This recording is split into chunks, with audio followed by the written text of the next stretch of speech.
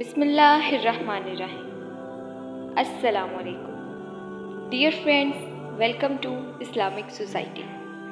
آج میں آپ کو جمعۃ المبارک کی برکت کا ایک نہایت ہی دلچسپ واقعہ سناؤں گی۔ ایک نوجوان تھا جس کا نام عبداللہ تھا۔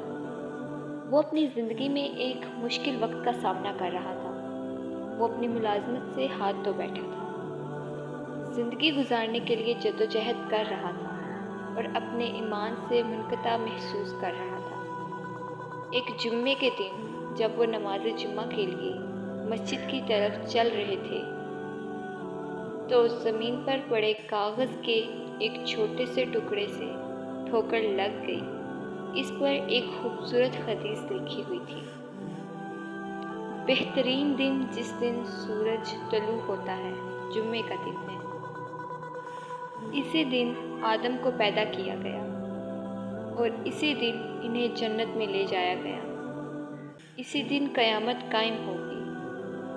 عبداللہ نے امید کی ایک لہر محسوس کی اور اپنے ایمان کو تازہ کرنے کی مخلصانہ کوشش کرنے لگا۔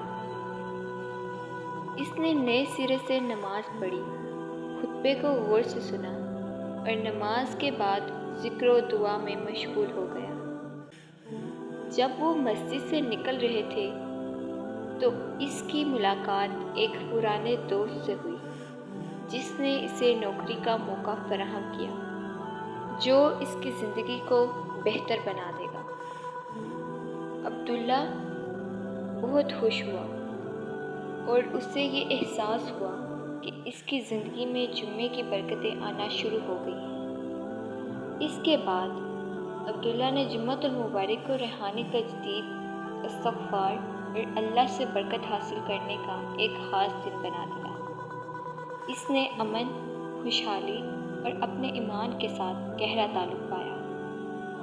یہ کہانی اسلام میں جمعے کی اہمیت اور اس کے ساتھ آنے والی برکات پر روشنی ڈالتی ہے۔ ہم سب